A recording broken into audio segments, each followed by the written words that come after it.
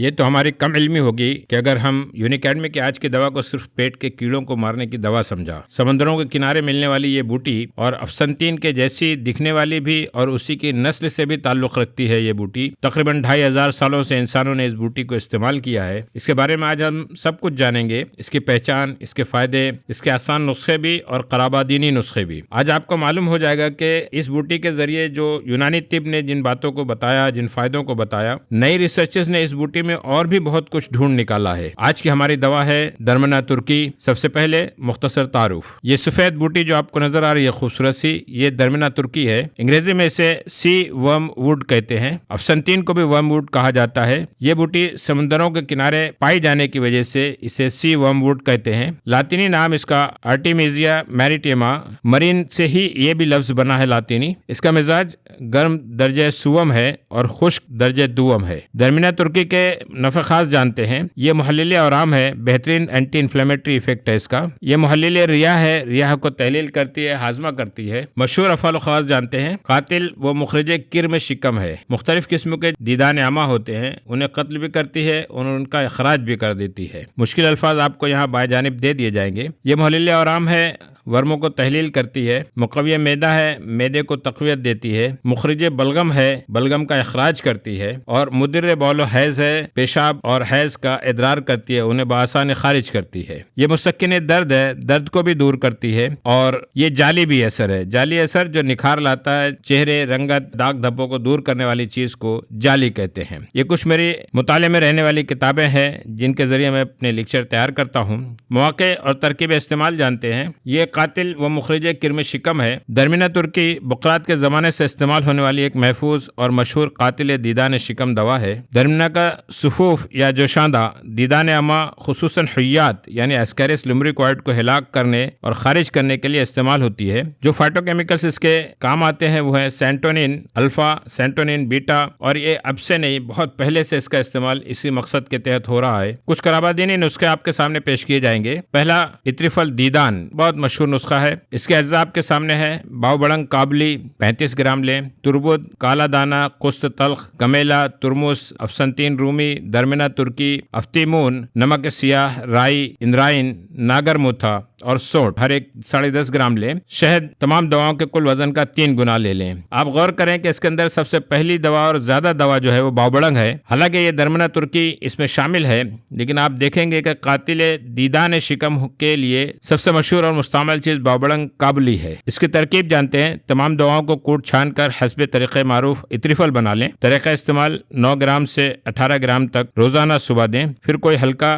مسل دے دیں۔ کیچوے اور کدو دانے دونوں ختم ہو جاتے ہیں اور خارج بھی ہو جاتے ہیں۔ ایک صفوف دیدان بنایا جاتا ہے، اس میں بھی برنگ کابلی، درمنا ترکی اور تربت ہر ایک 10 گرام، سرخس، کمیلا، ترمس، کالا دانہ، قسط تلخ یہ دوائیں ہر ایک 5 گرام، اور نمک توام یعنی کھانے والا جو نمک ہوتا ہے وہ 1.5 گرام۔ تمام دواؤں کو کوٹ چھان کر صفوف بنا لیں۔ طریقہ استعمال 7 سے 12 گرام دودھ کے ساتھ استعمال کریں۔ دیدان عامہ خاص طور سے کیچوے اور کدو دانے کو ختم کرتا ہے یہ صفوف۔ درمنا ترکی کا ایک استعمال محلل آرام کے طور پر بھی ہے۔ اندرونی و بیرونی دونوں طرح سے محلل ورم اثر رکھتا ہے۔ اندرونی آرام کے لیے اس کا جوشاندہ یا صفوف وجہ المفاصل میں استعمال کرتے ہیں۔ درمنا ترکی کے پتوں اور شاخوں کا لیپ بہت اچھا مقامی محلل اثر رکھتا ہے۔ سوجن اور درد کے مقام پر اس کا ضماد بہت مفید ہوتا ہے۔ اینٹی انفلیمیٹری ایفیکٹ کے لیے لیوٹیولین اور کوئرسیٹین یہ 2 فائٹو کیمیکلز جانے گئے ہیں۔ یہ مقوی معدہ ہے۔ مقوی معدہ اثر درمنا ترکی میں بہت قوی پایا جاتا ہے، اسی لیے ذوف معدہ،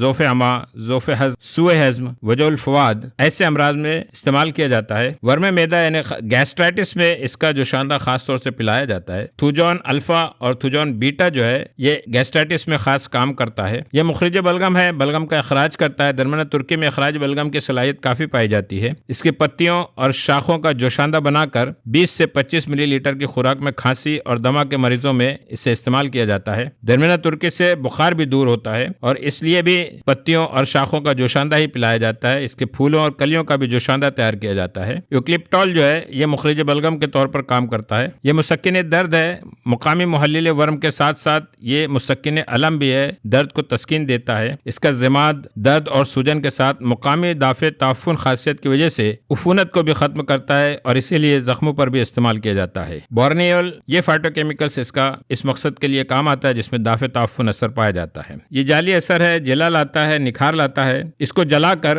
روغن زیتون کے ہمراہ جلدی امراض داؤ سالب میں تلان استعمال کرتے ہیں۔ بالوں کو جلد اگانے کے لیے بھی روغن زیتون میں ملا کر تلا کے طور پر سر پر لگایا جاتا ہے۔ درمینا ترکی کے پودے کو جلا کر راکھ حاصل کرتے ہیں اور تل کے تیل میں ملا کر بال خورا، جو مقامی طور سے اگر کسی جگہ پر بال چلا گیا ہو، گر گئے ہو، ایسی جگہ ایلوپیشیا ایریاٹا کہا جاتا ہے، یہ تیل لگایا جاتا ہے۔ دیگر مواقع اور ترکیب استعمال، یہ مرکب بخاروں میں کام آتا ہے۔ تمام قسم کے بخاروں کے لیے اس کا صفوف یا جوشاندہ استعمال کرتے ہیں۔ یہ مندمل روح ہے کیونکہ بہترین دافع تعفن ہے۔ درمینا ترکی کے پتوں اور شاخوں سے تیار کیا گیا تیل زخموں پر لگاتے ہیں، دافع تعفن اور مندمل روح اثر رکھتا ہے۔ مدر بول حیض ہے، درمینا ترکی کے پورے پودے کا خیساندہ یعنی صرف چند گھنٹے بھگا کر اور جو پانی حاصل ہوتا ہے اسے پیا جاتا ہے، اسے خیساندہ کہتے ہیں۔ یا جوشاندہ پیشاب کی جلن اور عسر حیض کی تکلیف میں استعمال کرتے ہیں۔ قلت حیض یعنی حیض جب کم آتا ہے اس میں بھی اس کا استعمال کیا جاتا ہے۔ مدیر اثر کی وجہ سے استسقاء میں جب پیٹ میں پانی بھر جاتا ہے، دل کے امراض یا جگر کے امراض کی وجہ سے اس میں بھی اس کا جوشاندہ استعمال کیا جاتا ہے۔ یہ مفتح سدد ہے، سدوں کو کھولتا ہے،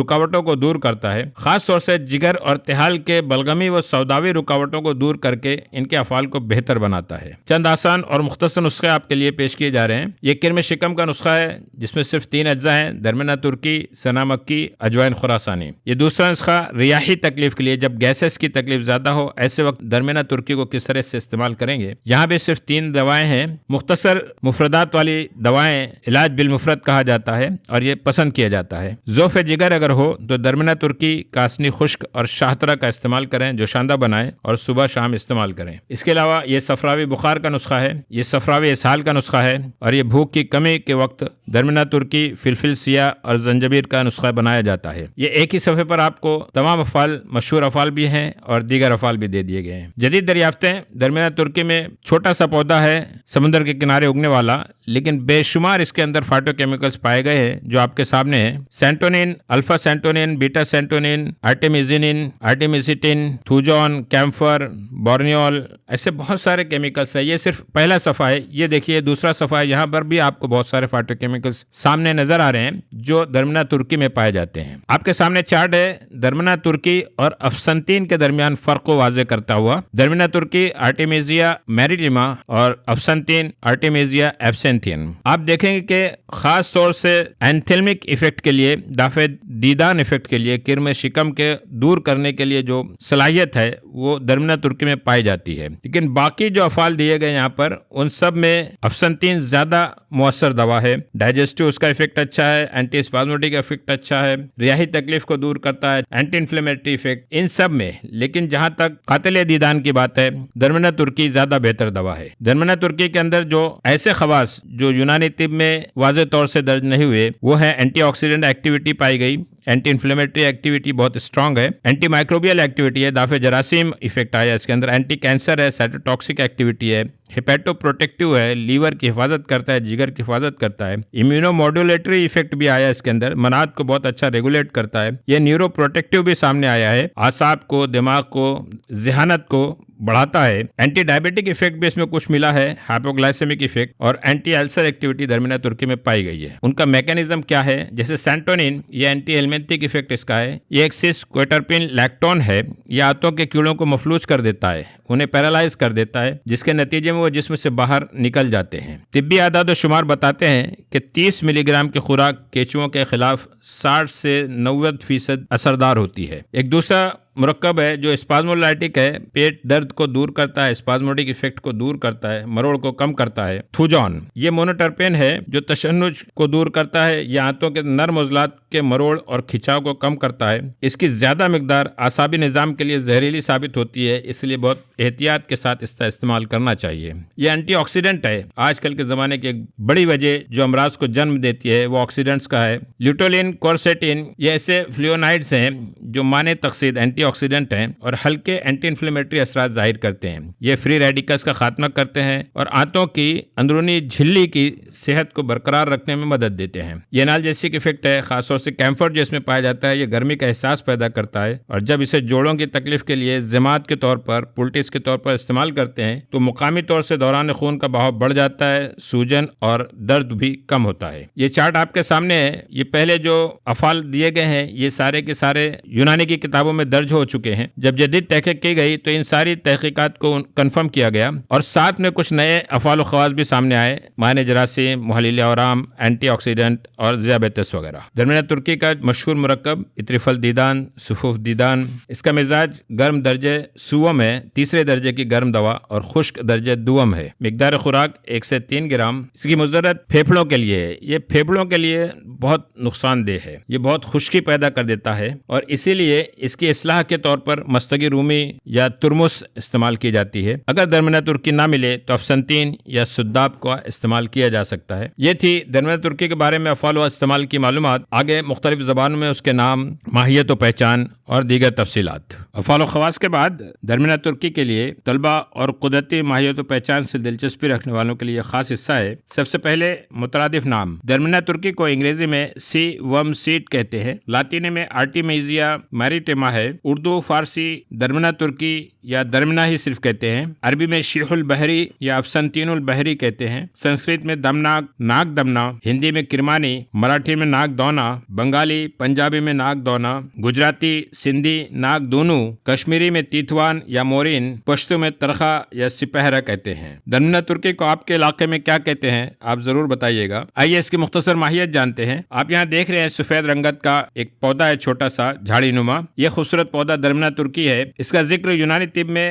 بہت تفصیل سے ملتا ہے۔ سب سے پہلے بقراط نے اس کو قاتل دیدان کے طور پر ذکر کیا۔ آیوروید میں درمیانہ ترکی کا ذکر بہت بعد میں شامل ہوا۔ درمیانہ ترکی 2 فٹ کا افسنتین کی طرح نظر آنے والا غنچے دار، چھوٹا، خوشبودار سالانہ پودا ہے۔ ہر سال اگتا ہے۔ شاخیں مخملی سبزی مائل ہوتی ہیں۔ یہ خشک اور نمکین پانی کے قریب اگتا ہے، اسی لیے اکثر سمندروں کے کنارے خود سے اگا ہوا نظر آتا ہے۔ ترکی کے علاوہ یہ قدرتی طور سے وسطی ایشیا اور یورپی ممالک میں زیادہ ہوتا ہے۔ اس کے پتے سداب کے پتوں کے مانند صرف 2 سے 10 سینٹی میٹر لمبی ہوتی ہیں، نرم و نازک، روئیں دار، کئی حصوں میں بٹی ہوئی ہوتی ہیں۔ پورے پودے پر روئیں پائے جاتے ہیں۔ آپ کو جو یہاں نظر آ رہا ہے یہ سداب کے پودے ہیں، اور یہ ہے درمیانہ ترکی کا پودا۔ پتیاں آپ کو نظر آ رہی ہیں، اس کی پتیاں سفید بالوں والی ہیں، روئیں دار پائی جاتی ہیں، سداب سے بہت مختلف ہوتی ہیں۔ اس سے پہلے ہم نے افسنتین پر ویڈیو لیکچر دیکھ لیا ہے۔ افسنتین اور درمیانہ ترکی کا پودا دونوں ایک ہی نسل سے تعلق رکھتے ہیں۔ یہ ہے افسنتین کا پودا، یہ سمندر کے کنارے اگا ہوا درمیانہ ترکی کے پودے ہیں۔ یہ آپ کو بہت قریب سے افسنتین کا ایک پتا نظر آ رہا ہے، آپ اس پر روئیں دیکھ سکتے ہیں، لیکن اس کی شکل و صورت بہت الگ ہے۔ اور یہاں پر آپ دیکھ سکتے ہیں درمیانہ ترکی کا پودا اور اس کی پتیاں، اس کی پتیاں بھری بھری موٹی سی ہوتی ہیں، جبکہ افسنتین کی پتیاں بالکل سبز لیکن پتلی ہی رہتی ہیں۔ پھول، درمیانہ ترکی کے پھول بھی افسنتین رومی کے پھولوں کی طرح ہی نظر آتے ہیں، چھوٹے چھوٹے خوشبودار کڑوے ہوتے ہیں۔ یہ پھول کچھ جھکے یا لٹکے ہوئے رہتے ہیں جو آپ یہاں دیکھ سکتے ہیں۔ ہر پھول جو ہے نیچے کی جانب جھکا ہوا ہے، اور یہ ہے افسنتین کا پھول جو آپ دیکھ سکتے ہیں، اس میں کوئی جھکاؤ نہیں ہے اور گچھوں کی شکل میں ہے۔ دوان اس پودے کی کلیاں اور پھول استعمال کیے جاتے ہیں۔ ان گنچوں میں اور کلیوں میں ہی زیادہ قاتل دیدان جز یعنی سینٹونین پایا جاتا ہے۔ یہ ایک پھول آپ بہت قریب سے دیکھ رہے ہیں۔ مئی جون میں یہ پھول کھلتے اور 12 آور ہوتے ہیں۔ ان کو موسم خزاں میں چن کر سائے میں خشک کر کے محفوظ کر لیا جاتا ہے۔ پھول ہی گیہوں کی طرح چھوٹے چھوٹے 1 سے 2 ملی میٹر لمبوترے پھل میں بدل جاتے ہیں۔ یہ ہے درمیانہ ترکی کے پھل، جو پہلے پھول تھے اب پھل میں تبدیل ہو گئے ہیں، گیہوں کے دانوں کی طرح۔ ہر پھل میں ایک بیج ہوتا ہے، لمبوتری اور ہلکے بھورے رنگ کا۔ بیج پھول کے خشک ہونے کے بعد حاصل کر لیے جاتے ہیں۔ یہاں آپ بیج دیکھ سکتے ہیں اس کے۔ ترکی میں پائے جانے والی جو نسل ہے آرٹیمیزیا میریٹیما اور اسٹیچمانیانا، اس سے ہی زیادہ تر سینٹونین حاصل کیا جاتا تھا۔ اس کا نباتاتی خاکہ آپ کے سامنے ہے۔ استعمال ہونے والے اجزاء پھول اور کلیاں یہی زیادہ استعمال ہوتی ہے، پتے بھی استعمال ہوتے ہیں۔ بازار میں آپ کو اسی شکل میں درمیانہ ترکی مل جائے گا۔ پیداوار علاقے اور کاشت انڈو پاک میں، شمالی علاقوں میں ہمالیہ کے دامن میں، کہیں کہیں کشمیر، چترال، کوہستان اور بلوچستان میں نظر آتا ہے، ورنہ یہ زیادہ تر سمندر کے کنارے اگتا ہے۔ عام طور سے پودے نمکین پانی برداشت نہیں کرتے، لیکن درمیانہ ترکی کا پودا نمکین پانی کے پاس ہی اگتا ہے۔ کئی شمالی اور جنوبی یورپی ممالک میں قدرتی طور سے پایا جاتا ہے۔ یہ تھی درمیانہ ترکی کے تعلق سے معلومات۔ اگر ویڈیو اپلوڈ کرنے کے بعد کوئی اہم تبدیلی یا اصلاح کی گئی تو پن کمنٹ میں آپ کو بتا دی جائے گی۔